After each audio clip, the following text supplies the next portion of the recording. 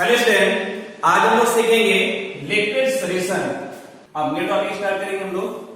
अगर हमारे पास कोई सॉल्यूशन है तो उसकी स्ट्रेंथ कैसे निकालते हैं, ठीक है। जैसे मान लीजिए कोई डिस्टेंस है तो डिस्टेंस निकालने के क्या करते हैं, मीटर, सेंटीमीटर, मिलीमीटर का यूज करते हो आप लोग, ठीक है। यूनिट का भी यूज करते हो। तो वैसे जो आपका सॉल्यूशन है, ठीक है, तो सॉल्यूशन की यूनिट क्या होगी, ठीक है। तो सॉल्यूशन की यूनिट क्या है, नॉर्मलिटी, मोलरिटी, यानी इसकी जो कंसंट्रेशन है उसको डिफाइन करने के लिए हमारे पास कई सारे टर्म्स हैं, ठीक। उनके नाम क्या है, नॉर्मलिटी, मोलरिटी, फॉर्मेलिटी, ठीक, परसेंटेज एटसेट्रा, ठीक। तो पहला फर्स्ट आता है स्ट्रेंथ ऑफ सॉल्यूशन या कंसंट्रेशन ऑफ सॉल्यूशन, ठीक है। तो डिस्कस करेंगे स्ट्रेंथ ऑफ सॉल्यूशन। तो स्ट्रेंथ ऑफ सॉल्यूशन क्या है, the amount of solute dissolved in per liter solution is called strength of solution, ठीक है। कोई भी सोल्यूट है अगर वो कितना सॉल्यूशन में डिजॉल्व है तो उसे हम क्या बोलते हैं, स्ट्रेंथ बोल सकते हो, क्या कंसंट्रेशन बोल सकते हो। तो C इक्वल टू क्या हो जाएगा, W upon V। Amount of solute, W क्या है आपका, amount of solute upon value of solution in litre, ठीक है। तो यूनिट क्या हो जाएगी इसकी, unit of c means concentration,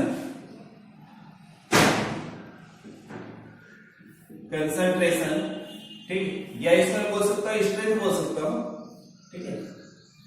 concentration equal, इसकी यूनिट क्या हो गई, ग्राम पर क्या हो जाएगा, लीटर, ग्राम पर लीटर, या मैं इसको बोल सकता हूं ग्राम डीएम क्यूब, या मैं बोल सकता हूं ग्राम लीटर इनवर्स और ग्राम डीएम -3, ठीक। तो ये यूनिट हो गई।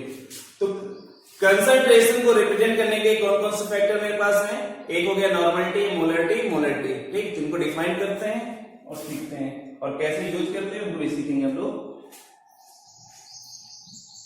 तो फर्स्ट है आपका नॉर्मलिटी, ठीक है। तो मैं लिख सकता हूं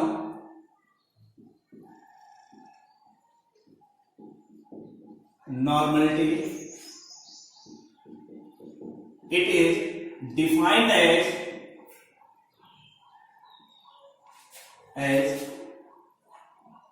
number of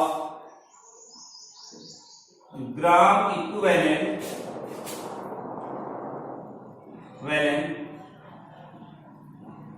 weight of solute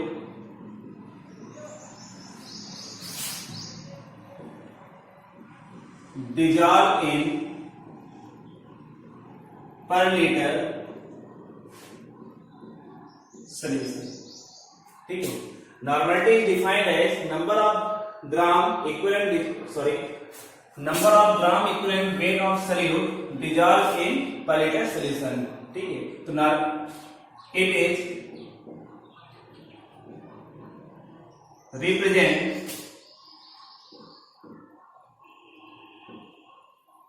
represented by capital M। इसको कैसे रिप्रेजेंट करते हैं, कैपिटल M के द्वारा। लिख सकता हूं यहां पर normality capital N equal to, ठीक है, gram equivalent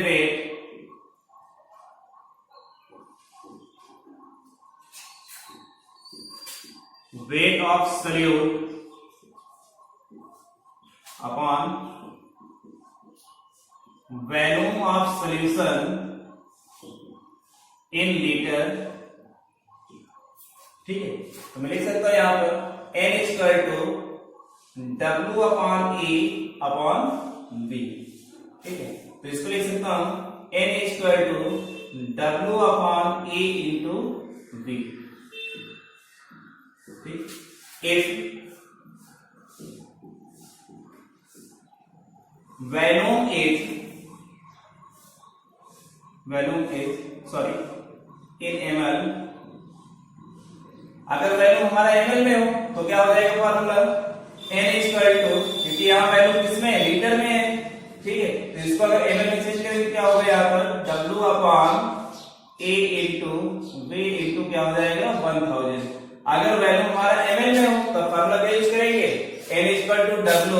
sorry n is equal to w into 1000 upon a to b, where w is equal to mass of solute, ठीक, a is equal to equivalent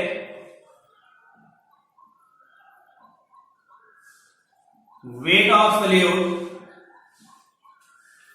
upon v is equal to volume of solution and n is equal to क्या है, normality. तो ये आपको किसमें हो गया, normality. Normality क्या होती है, नॉर्मलिटी कंसंट्रेशन की को रिप्रेजेंट करने की एक यूनिट है, ठीक है। तो थ्योरी क्या है नॉर्मलिटी की, it is defined as number of gram equivalent weight of solute dissolved in per litre solution, it is called normality, ठीक है।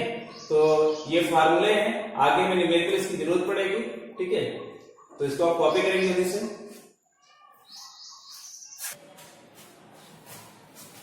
Molarity,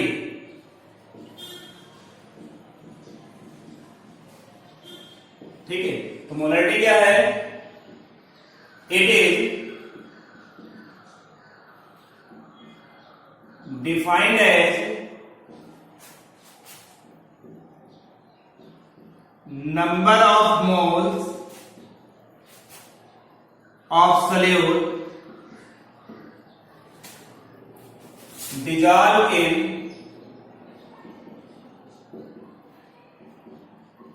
per liter solution. It is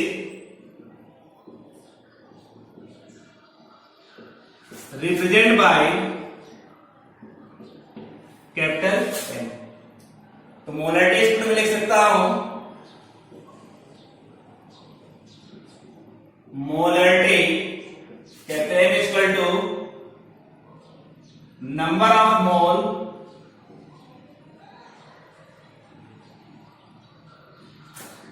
of solute upon volume of solution, ठीक है।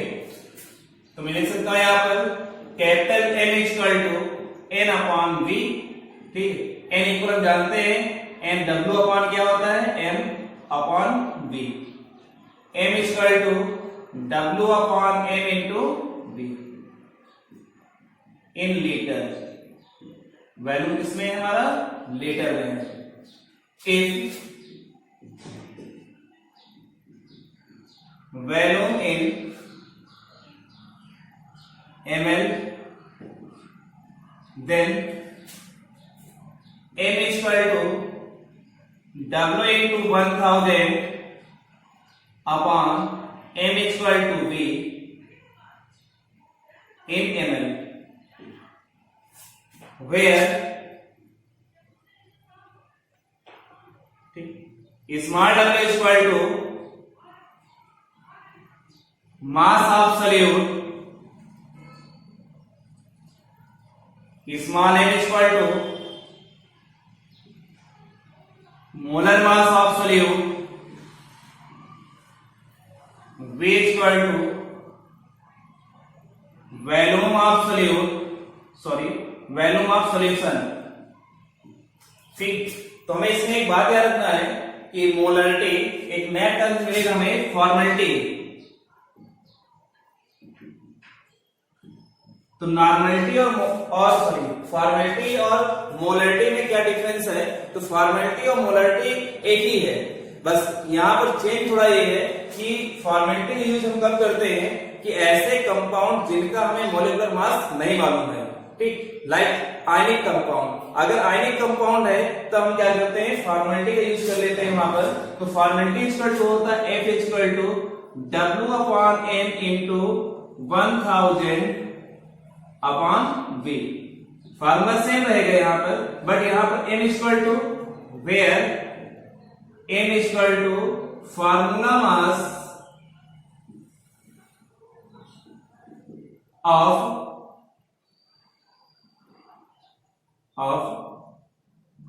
Compound, ठीक है, यानी compound कर दो ऐसे, ऑफ आयनिक कंपाउंड। ठीक, अगर हम थ्योरी लिखना चाहते हैं तो it is defined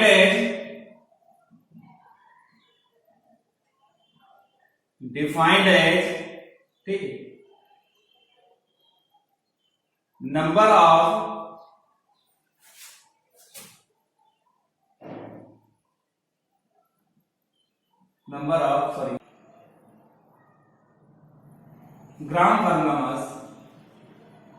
gram formula mass of solute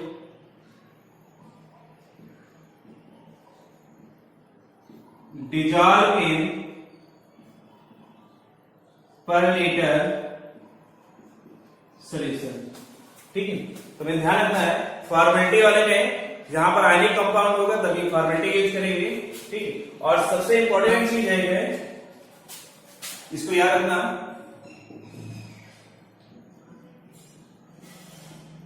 normality, molarity and formality, इन तीनों पर अगर हम टेम्परेचर चेंज करते हैं और दूसरा क्या है वैल्यूम चेंज करते हैं, अगर हम टेम्परेचर और वैल्यूम चेंज करते हैं तो नॉर्मलिटी भी चेंज हो जाएगी, मोलरिटी भी चेंज हो जाएगी और फॉर्मेलिटी भी चेंज हो जाएगी। टेम्परेचर अगर इंक्रीज या डिक्रीज करेंगे तो नॉर्मलिटी, मोलरिटी, फॉर्मेलिटी क्या हो जाएगी, चेंज हो जाएगी। अगर वैल्यूम में चेंजमेंट करेंगे तब भी हमारी नॉर्मलिटी, मोलरिटी, फॉर्मेलिटी क्या हो जाएगी, चेंज हो जाएगी। तो इसको ध्यान रखना है कि वैल्यूम टेम्परेचर इंक्रीज करने पर नॉर्मलिटी चेंज होती ही नहीं होती है। ध्यान रखना है कि टेम्परेचर इंक्रीज या डिक्रीज करेंगे तो नॉर्मलिटी, मोलरिटी और फॉर्मेलिटी चेंज हो जाएगी। ठीक, अगर वैल्यूम चेंज करेंगे तब भी क्या हो जाएगी, चेंज हो जाएगी। ठीक, तो इसको याद रखना है, इसको नोट कर लेना। अगला है molarity.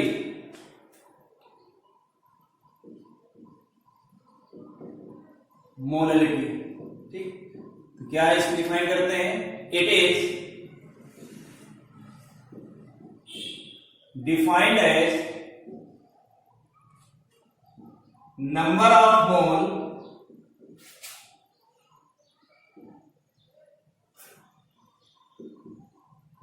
dissolved in per kg solvent। ठीक, ये थोड़ा डिस्टर्ब करता है। तो जो मोलरिटी है तो हर जगह हम लोगों ने क्या किया था, पर लीटर सोल्यूशन लिखा था, बट यहां पर क्या है, पर केजी सॉल्वेंट है। ठीक है, तो it is represent small N, तो मैं लिख सकता हूं यहां पर molarity equal to small N upon number of mole upon, ठीक है, मास ऑफ सॉल्वेंट। तो मैं लिख सकता हूं यहां पर small N upon capital W. तो यहां हो जाएगा मोलरिटी इक्वल टू, इसको लिख सकते हैं W upon M upon capital W. तो small W upon small M into capital W, और ये किसमें है, इन केजी। तो एक अपने पास फॉर्मूला ये हो गया, इफ सॉल्वेंट इज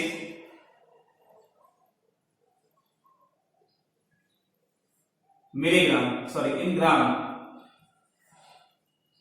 अगर ग्राम में तो क्या हो जाएगा, molarity equal to W into 1000 upon small M into capital W. ये किसमें हो जाएगा, इन ग्राम।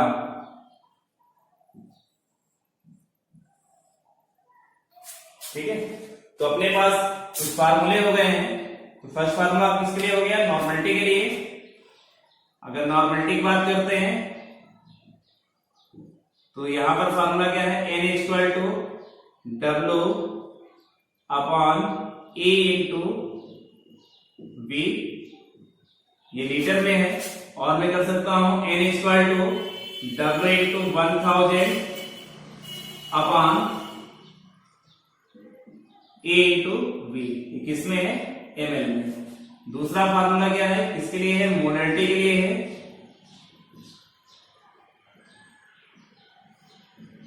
m equal to W upon m into V, एक फार्मूला ये है। दूसरा और लिख सकता हूं m equal to W into 1000 upon m into V। तीसरा फार्मूला है मोलरिटी के लिए,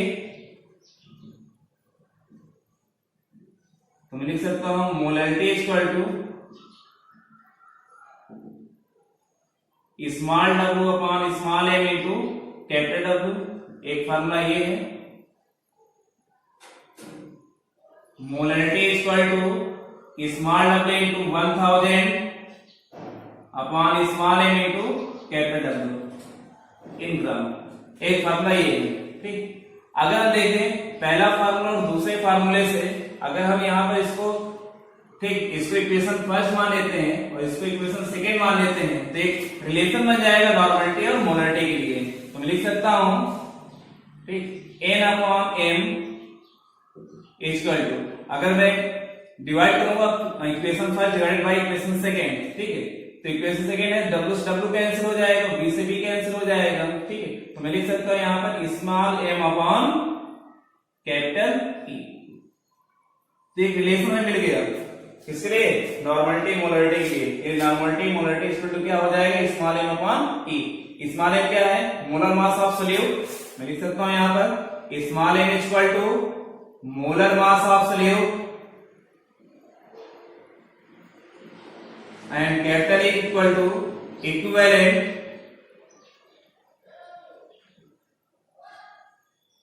weight of solute, ठीक है। तो इसको आप कॉपी करेंगे, ये फार्मूले में बहुत यूजफुल है, तो इसको अच्छे से सीखेंगे, ठीक है। कॉपी करेंगे इसे। तो अब नेक्स्ट हम लोग पढ़ेंगे मोल फ्रैक्शन।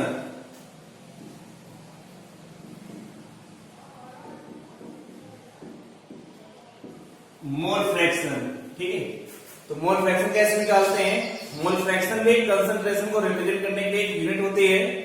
तो आप यहां देखिए, हम जानते हैं solute plus solvent equal to solution. अगर सोल्यूट के नंबर ऑफ मोल कितने, स्मॉल m, और सॉल्वेंट के नंबर ऑफ मोल कितने, कैपिटल M, तो टोटल मोल कितने हो जाएंगे, small m plus capital M। तो दो कंपोनेंट है, तो दोनों ही कंपोनेंट का जो मोल फ्रैक्शन है वो लोग अलग निकालते हैं। तो एक कंपोनेंट के मोल और टोटल मोल का जो रेशियो होगा उसे हम क्या बोलते हैं, मोल फ्रैक्शन बोलते हैं। तो किसी एक कंपोनेंट का मुझे मोल फ्रैक्शन निकालना हो, तो एक कंपोनेंट के मोल और टोटल मोल का जो रेशियो होगा उसे हम क्या बोलते हैं, मोल फ्रैक्शन, ठीक है। अगर जैसे मान लो, अगर निकालना मुझे mole fraction of solvent equal to, solvent के मोल कितने हैं, कैपिटल M, और टोटल मोल कितने हैं, small m plus capital M। तो ये क्या हो गया, मोल फ्रैक्शन ऑफ सॉल्वेंट हो जाएगा, ठीक है। तो इसको डिफाइन करते हैं हम लोग अच्छे से। तो देखिए यहां पर मोल fraction of a constituent is the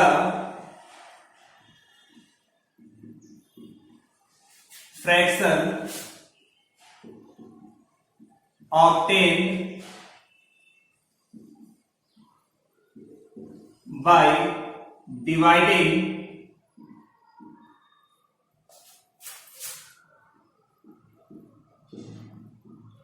number of mole of that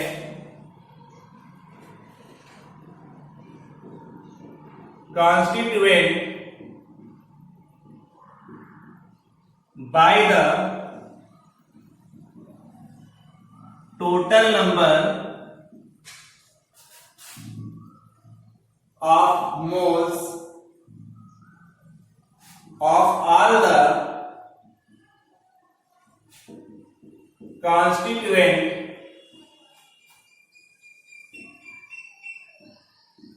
present in the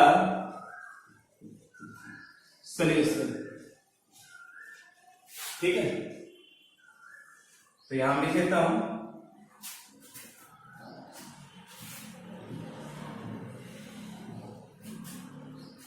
if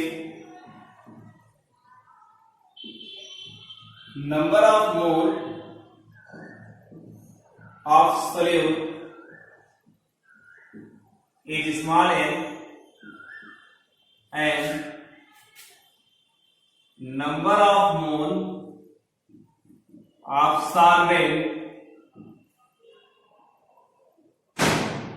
is capital N, then total number of mole is equal to small n plus capital N। तो मैं लिख सकता हूं, ठीक है, mole fraction of solute is equal to क्या हो जाएगा, small n upon small n plus capital N, यानी एक कंपोनेंट के मोल और टोटल मोल का जो रेशियो हो उसे क्या बोलेंगे, मोल फ्रैक्शन। तो ये हो गया। दूसरा लिख सकता हूं mole fraction of solvent equal to, तो कैपिटल एन अपॉन कितना हो जाएगा, small N upon small N plus capital N, इसको लिख सकता हूं, ठीक है, ऐसे लिखो वेयर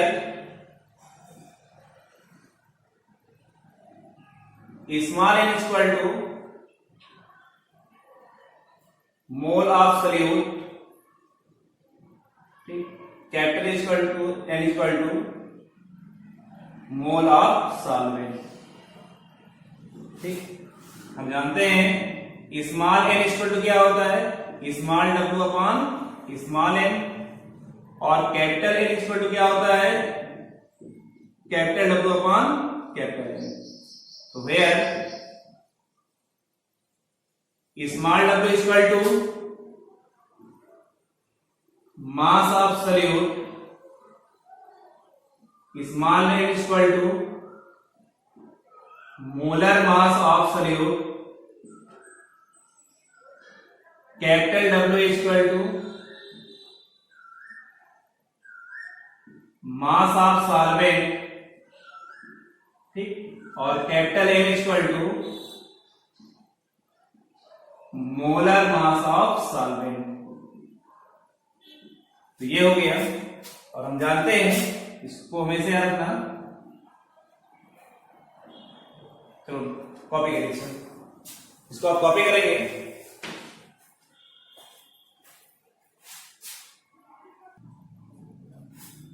ठीक है, तो कॉपी हो गया। तो मोल फ्रैक्शन को हम लोग रिप्रेजेंट करते हैं चाई द्वारा, ठीक है, इसको लोग चाई बोलते हैं, ठीक है। देखिए आप, तो अभी मैंने लिखा था mole fraction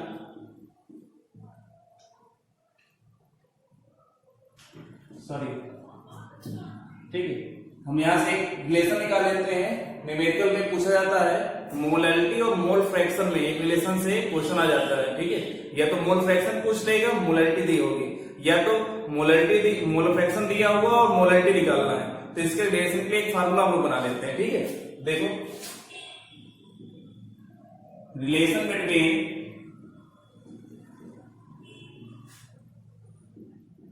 mole fraction and molality, ठीक है। रिलेशन इंपॉर्टेंट है, इसको याद रखना। देखिए, तो यहां भी मैंने निकाला था mole fraction of solute equal to small N upon small N plus capital N, ठीक है। एक ये निकाला था। दूसरा mole fraction of solvent is equal to capital N upon small N plus capital N. ठीक है, निकाला।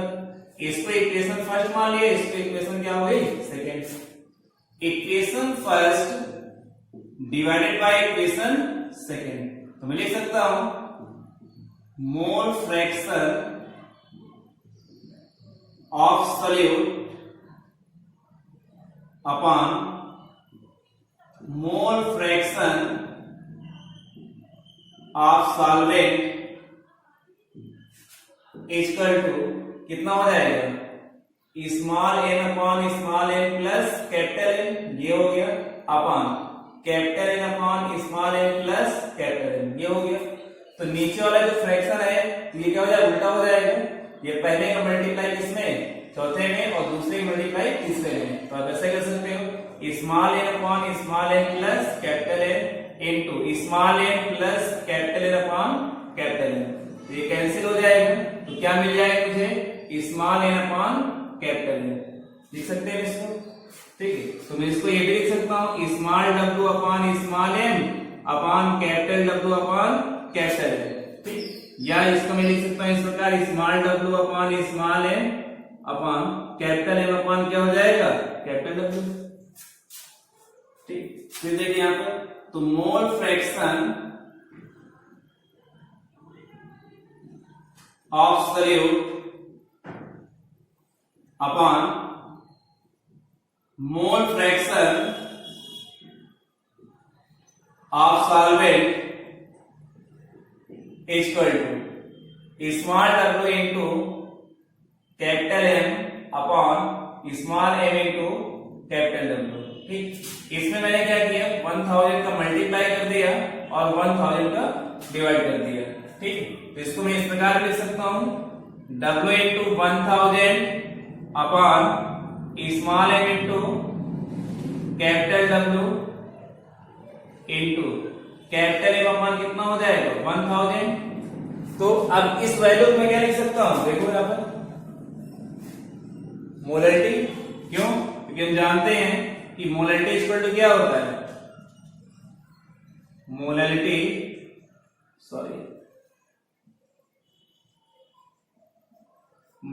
Equal to W into 1000 upon small M into capital W. तो ये वैल्यू यहां पर लिखी हुई है, तो इसकी जगह मैं मोलरिटी लिख सकता हूं, ठीक है। तो सीधा क्या हो जाएगा फॉर्मूला, जब मोलरिटी लिख दूंगा तो यहां पर, तो मोलरिटी इक्वल टू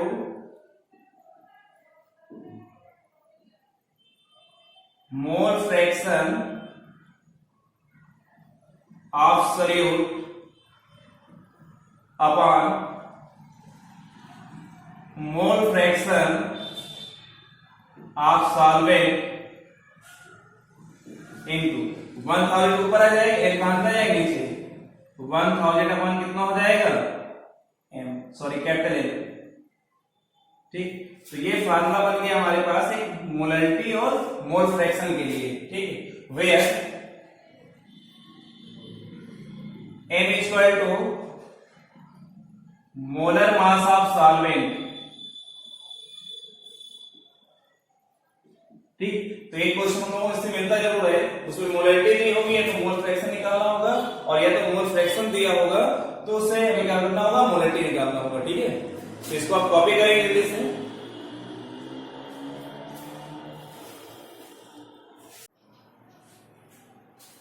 ठीक है। तो कॉपी हो गया। तो अब जो कंसंट्रेशन की न्यू टर्म है वो है इन टर्म्स ऑफ पीपीएम, ठीक है। आइए कंसंट्रेशन होती है वो पीपीएम में कैसे निकालते हैं, ठीक है। तो पीपीएम क्या होता है, इसका पूरा नाम होता है पार्ट्स पर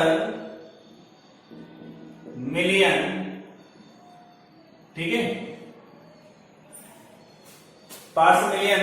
तो मिलियन में जो कंसंट्रेशन होगी उसे हम कैसे निकालते हैं, ठीक है। तो ये जो कंसंट्रेशन है इसका अमाउंट बहुत कम होता है। सपोज करिए एक टब है और टब में पूरा पानी भरा हुआ है, ठीक है, और उसमें एक बूंद किसी सॉल्यूट में डिसॉल्व कर दी गई है, तो अब ये कंसंट्रेशन निकालनी होती है। तो बहुत कम कंसंट्रेशन होती है, बहुत मिनिमम वैल्यू होती है, इसलिए क्या बोलते हैं, इसको पार्ट्स पर मिलियन बोलते हैं, ठीक है। तो इसको डिफाइन करते हैं। देखिए, the amount of solute in gram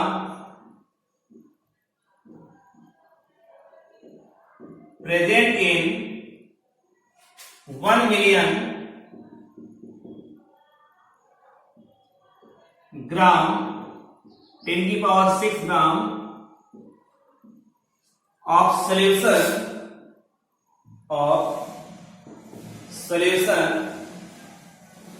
is known as its concentration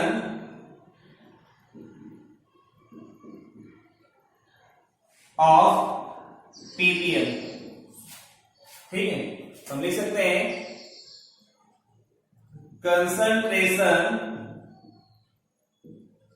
of ppm is equal to mass of solute in gram upon mass of solvent solution in gram into 10 की पावर 6। ठीक है, तो इससे एक question मिल जाता है हम लोगों से। अब नेक्स्ट है परसेंटेज में जो कंसंट्रेशन होती है उसको कैसे रिप्रेजेंट करते हैं और उसका मतलब क्या होता है। तो परसेंटेज में जो कंसंट्रेशन होती है उसकी थ्योरी नहीं पूछी जाती है, उसका मतलब मालूम होना चाहिए, क्योंकि न्यूमेरिकल में अगर उसका मतलब नहीं मालूम है तो हम न्यूमेरिकल में गलत कर पाएंगे, इसमें ठीक गलत हो जाता है, तो इसको ध्यान देंगे।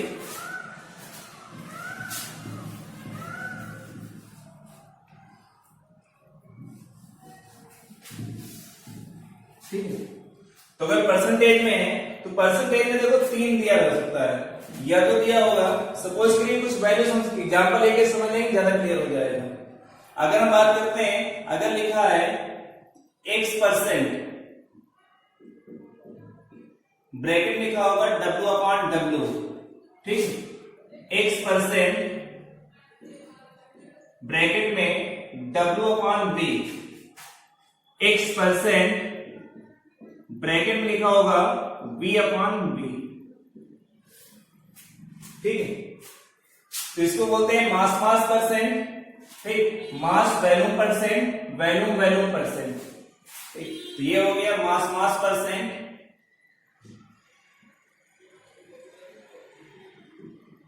इसको बोलते हैं मास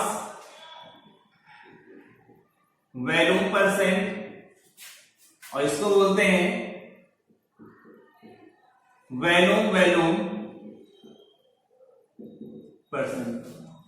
ठीक, जब भी ये परसेंटेज दिया होगा या तो थ्योरी लिखी होगी या तो ये साइन दिया होगा, ठीक है, दो में से कोई एक दिया होगा, तो इसका मतलब क्या होगा, इसमें परसेंटेज में सिर्फ 2 चीजें मालूम होती है, amount of solute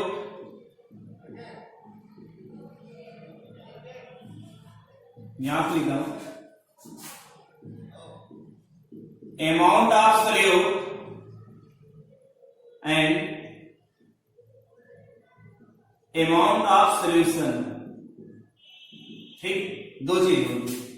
amount of solute कितना होगा, जो वैल्यू यहां दी होगी x, और जो अमाउंट ऑफ सोल्यूशन होगा परसेंटेज कितना होगा हमारा 100, ठीक, ये कितना होगा x होगा, ये कितना होगा 100, ये कितना होगा x, ये भी क्या होगा 100।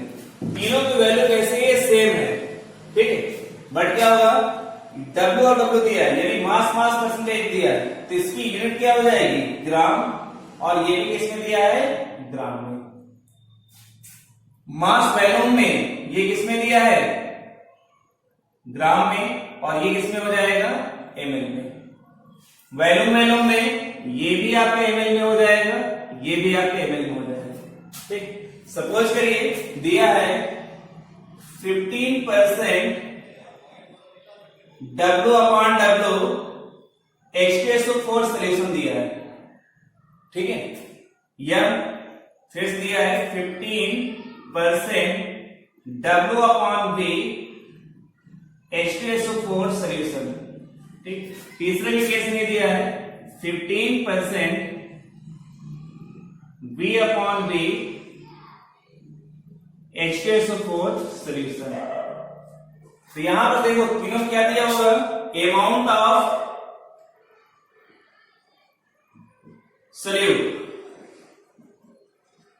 और दूसरा क्या हो जाएगा, अमाउंट ऑफ सोल्यूशन। तो अमाउंट ऑफ सोल्यूट कितना दिया होगा 15, और सोल्यूशन कितना हो जाएगा 100। यहां भी 15 हो जाएगा और यहां भी कितना हो जाएगा 100, यहां भी 15 हो जाएगा और यहां भी कितना हो जाएगा 100। बट यहां कितना दिया है W/W, तो ये भी आपका ग्राम में दिया है और ये भी किसमें दिया है, ग्राम में। ठीक है, ये W/V दिया है तो ये ग्राम में है और ये किसमें आपका है, ml में। ठीक, और इसमें क्या हो जाएगा, ये भी आपका ml में है और ये भी आपका ml में। ठीक, तो ये परसेंटेज दिया होगा और इसके द्वारा हम क्या करेंगे, नॉर्मलिटी, मोलरिटी निकाल भी सकते हैं। ठीक, तो इसी में बेसिस में रहेगा, ये तो नॉर्मलिटी निकालेंगे तो मोलरिटी के लिए तो हमें परसेंटेज में ध्यान रखना है कि W/W दिया है, कि W/V दिया है, कि V/V दिया है, या इसमें न सिंबल बनाकर वो लिख देगा मास परसेंटेज कितना है। ठीक, या मास वॉल्यूम कितना है, वॉल्यूम परसेंटेज कितना है। तो इसे हमें ध्यान रखना है, न्यूमेरिकल में बहुत जरूरत पड़ती है इसकी। ठीक है, क्योंकि इसी के बेसिस पर और डेंसिटी को यूज करके नॉर्मलिटी से मोलरिटी से नॉर्मलिटी दोनों हम निकाल सकते हैं। ठीक, नॉर्मलिटी से मोलरिटी भी निकाल सकते हैं, मोलरिटी से मोलरिटी भी निकाल सकते हैं। ठीक, या नॉर्मलिटी से मोलरिटी निकाल सकते हैं, या नॉर्मलिटी से मोल फ्रैक्शन निकाल सकते हैं। तो इन सब की हमें जरूरत पड़ती है। ठीक है, तो इसे हम कॉपी करेंगे अच्छे से और इसको ध्यान रखेंगे।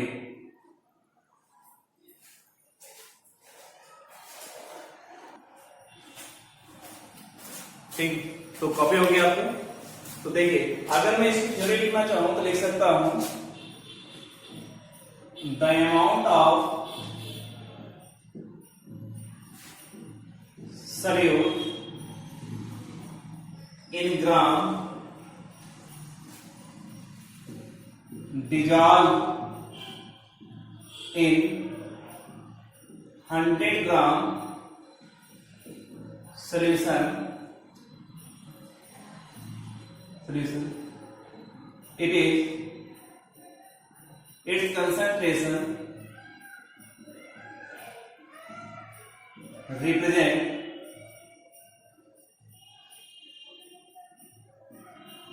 mass percent. ठीक, आप इसमें क्या करना चाहते हो, लिख सकते हो the amount of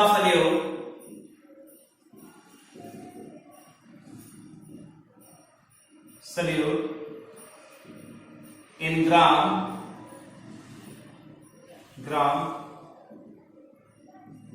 dissolved in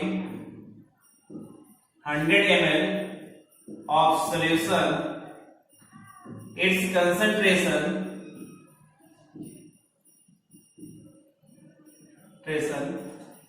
represent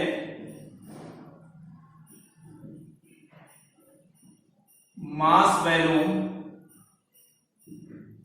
percent. ठीक, यहां लिख सकते हो the amount of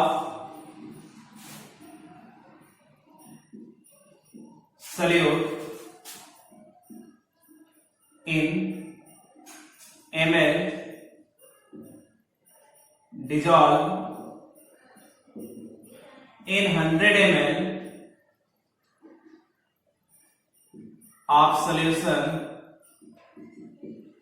its concentration represent volume